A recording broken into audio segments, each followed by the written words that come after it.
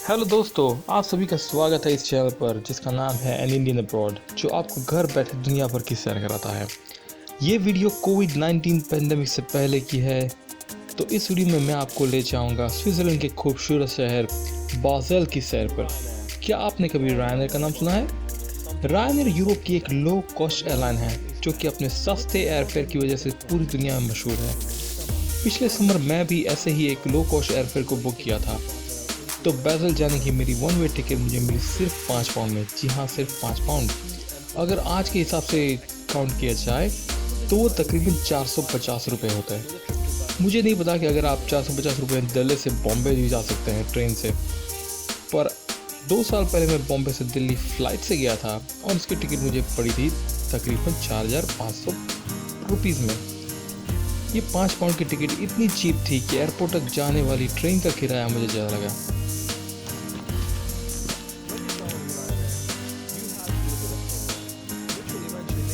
अगर आप रायनर से सफ़र करना चाहते हैं, सस्ती टिकट पाना चाहते हैं, तो आपको थोड़ा सा होमवर्क करना पड़ेगा। जैसे कि टिकट को एटलीस्ट 1-2 महीने पहले से ऑर्डर करें। रायनर की ईमेल मार्केटिंग में जुड़े ताकि वो आपको उनके बेस्ट एयरफेयर मेल कर सकें। लगेज अलाउंस को अच्छी तरह से समझ लें। रायनर अप्रूव्ड बैग ही इस्तेमाल करें। मेरा मोटो है ट्रैवल लाइट, कितना बैगेज कम उतना मजा ज़्यादा। अगर आप मेरी तरह फैमिली और बच्चों के साथ ट्रैवल कर रहे हैं तो एयरपोर्ट जल्दी पहुंचे, 7वें सीट्स पाएं। बच्चों के लिए थोड़े स्नैक्स अपने हैंड लगेज में ले लें। अगर आपको ज़्यादा पैसे खर्च नहीं करने हैं तो बुकिंग के वक्त आपको कई सारे अपग्रेड्स ऑफर किए जाएंगे, जैसे कि priority boarding, lunch, extra luggage. और पूछिए अपने आप से क्या आपको इनकी ज़रूरत है। अगर नहीं तो आप ज़रूर से मेरी तरह कम दाम में बहुत ही बेहतरीन फ्लाइट का मजा ले सकते हैं। एनीवे, ज़्यादा बातें ना करते हुए चलिए मैं ले जा सकता हूँ आपको बासेल पर। तो पहली जगह जो मैं गया था वो है ट्रेलन ड्रेक, जहाँ पर 3 देशों की बॉर्डर मिलती है, फ्रांस, जर्मनी और स्विट्ज़रलैंड। जैसे कि आप देख सकते हैं मेरे और मेरे बेटे के बीच में एक बॉर्डर है, एक लाइन, और हम दोनों इस वक्त अलग अलग कंट्री में खड़े हैं। काश कि हर देश की बॉर्डर इतनी आसान से क्रॉस की जा सकती। ट्रैवल्स के लिए बहुत ही बढ़िया रहता।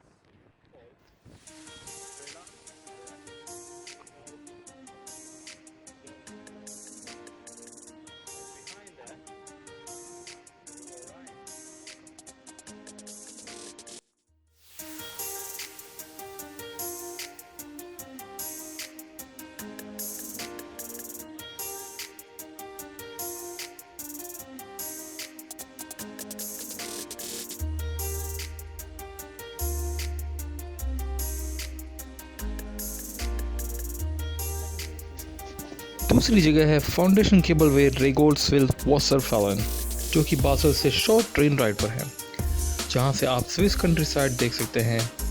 हम तो समर में गए थे, पर विंटर में ये जगह कोई विंडरलैंड से कम नहीं होगी। इस जगह पर ऊपर तक जाने के लिए आप ट्रैक कर सकते हैं, स्कूटर किराए पर ले सकते हैं, या तो फिर वो रोप पे का भी मजा ले सकते हैं।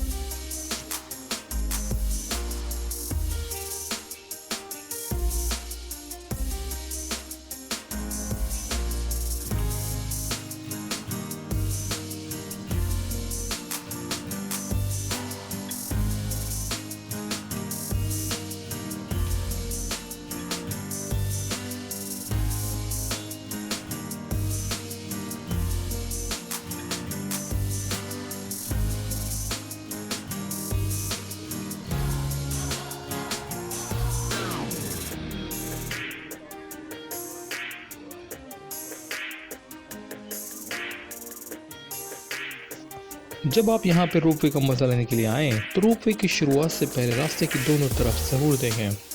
हमने यहाँ से छोटी छोटी बेबी स्ट्रॉबेरीज खाई थी जो कि बहुत ही उम्दा थी, इतनी स्वीट, इतनी बढ़िया कि उसका टेस्ट अभी भी मेरे मुंह में है।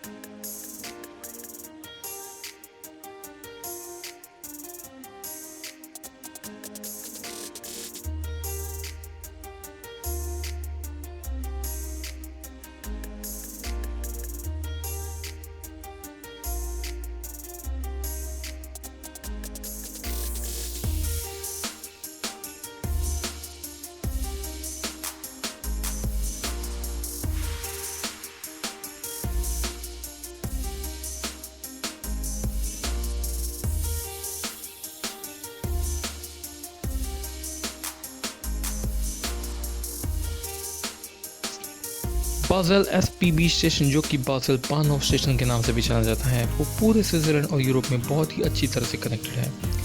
यहाँ की ट्रेन बहुत ही क्लीन और पंक्चुअल है और ट्रेन से आप स्विट्जरलैंड की खूबसूरत वादियों का मजा ले सकते हैं।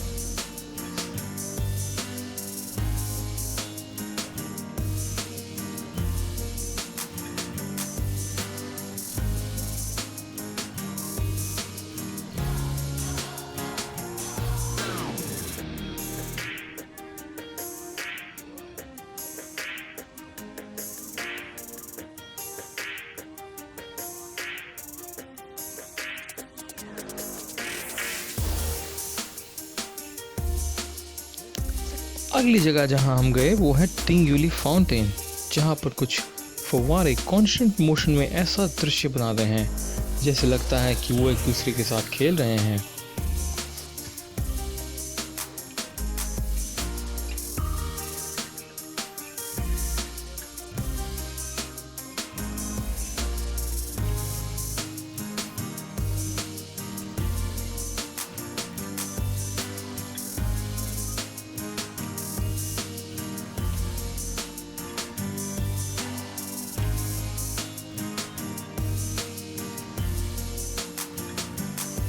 वैसे तो स्विट्जरलैंड काफ़ी ठंडा देश है, पर हम लोग समर में गए थे और उन दिनों इतनी गर्मी थी कि मेरा बेटा बार बार पानी के अंदर जाना चाहता था। मैंने कई बार उसको पानी में गिरने से रोका। ये एक कांस्टेंट बैटल के जैसा था, जहाँ पर बिना भिगोए उसे खुश रखना है। इतनी बार कोशिशें कर कर के मैं थक गया, तो दूसरे दिन हम एक वाटर पार्क में गए, जहाँ पर हमने अलग अलग स्विमिंग पूल में बहुत मज़ा किया।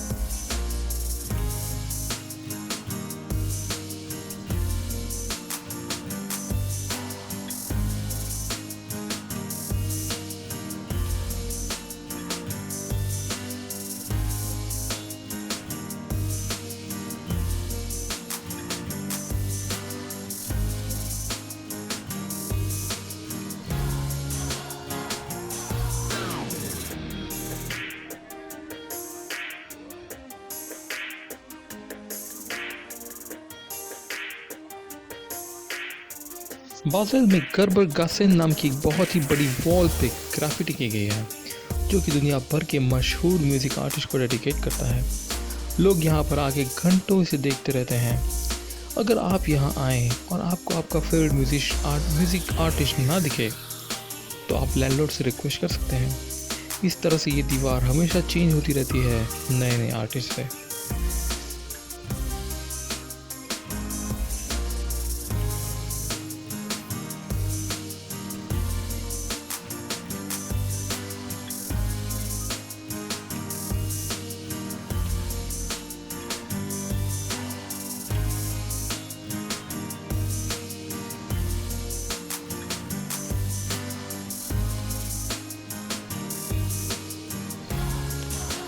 बासेल की सेंटर में एक पियाजा है, जहाँ पर रोज़ एक मार्केट लगती है। क्योंकि जब हम वहाँ पहुँचे तो मार्केट बंद हो गई थी। हमारी नज़र उस टाउन हॉल पर पड़ी, जो कि लाल रंग की दीवार से बना था और एक बहुत ही आकर्षक इमारत है। एक बड़े भूकंप के बाद इसे बनाया गया था। बाहर मार्केट में स्विट्जरलैंड भर से लोग अपने फल, फूल, भाजी, तरकारी बेचने के लिए आते हैं।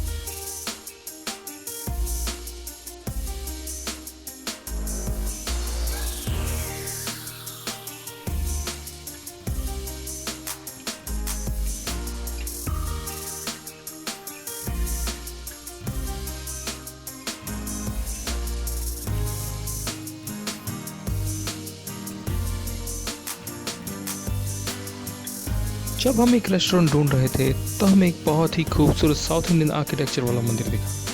ये मंदिर सिर्फ शाम को ही और वीकेंड को ही ओपन होता है, सो हमने मिस कर दिया, मगर अगली बार ज़रूर देखेंगे।